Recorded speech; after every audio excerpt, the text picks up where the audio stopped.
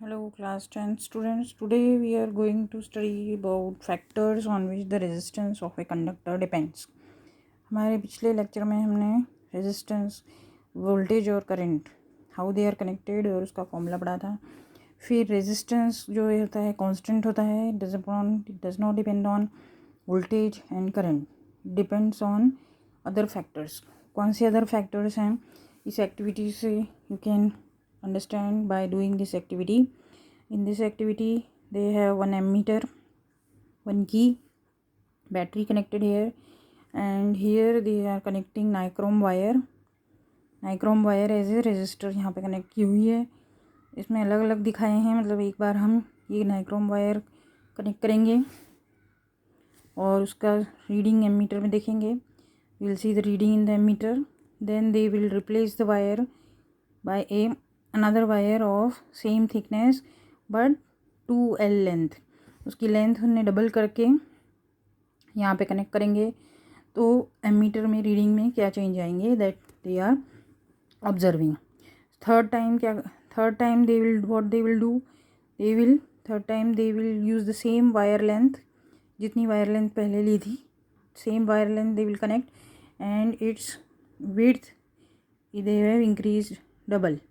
इसकी thickness double कर देंगे तो then they will connect and again they will observe the reading.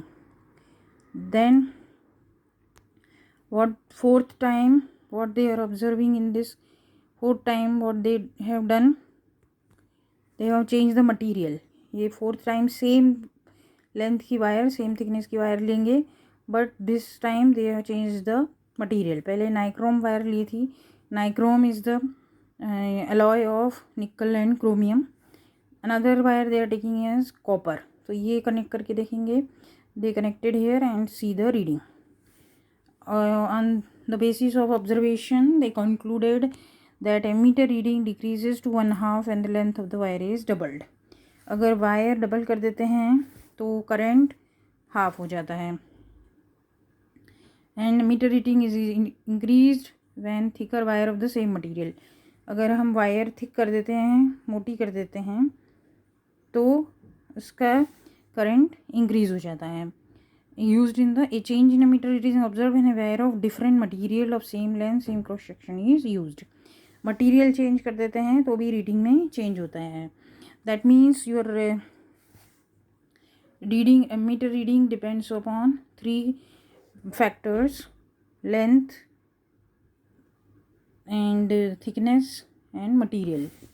So from this observation we concluded that resistance of the conductor depends on 3 factors.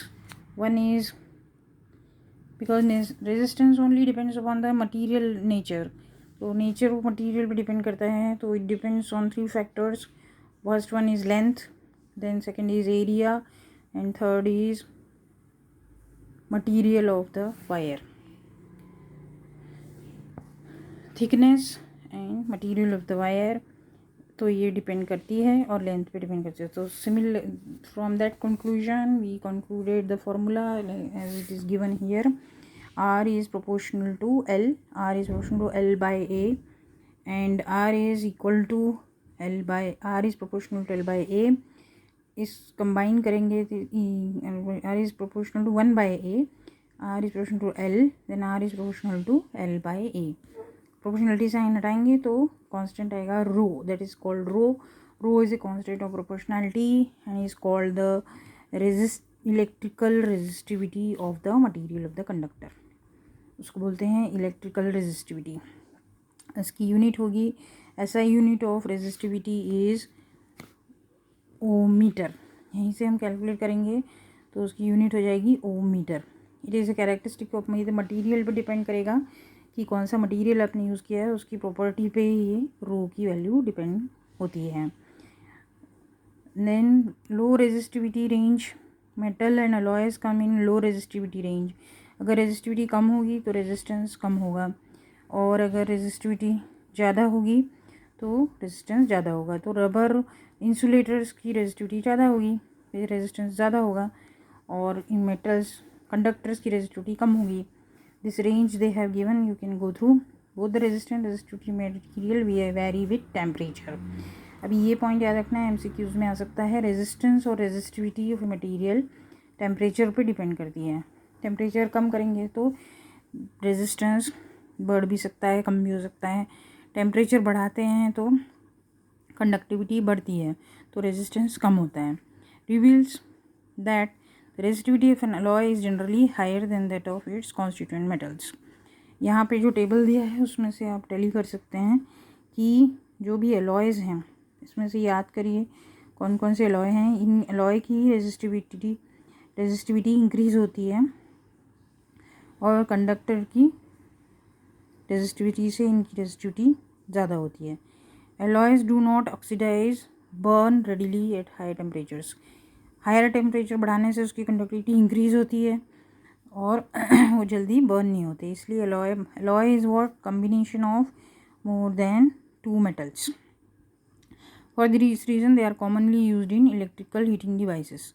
जैसे कि आपकी electric iron है, toaster है, जहाँ पे गर्म हीटिंग इफेक्ट ऑफ करंट हम use करते हैं, वहाँ पे ये वाले अलॉयज़ यूज़ किए जाते हैं। Tungsten is used most extensively for filaments of electric bulbs, whereas copper and aluminum are generally used for electrical transmission lines. Electrical transmission lines में तो insulating covering होती है, इसलिए वहाँ पे आप ये वाले materials यूज़ कर सकते हैं, conducting materials. Tungsten जो होता है that is used in case of bulbs. Bulb में भी हीटिंग इफेक्ट होता है, तो टंगस्टन की प्रॉपर्टी वहाँ पे यूज़ की जाती है। These are the tables you can go through which are the alloys. alloy भी पूछे जाते हैं कि नाइक्रोम है, जैसे it is alloy of nickel, chromium, manganese and iron. Similarly मैग्नाइन is an alloy of copper, manganese and nickel. तो ये भी आप याद करिए। Thank you.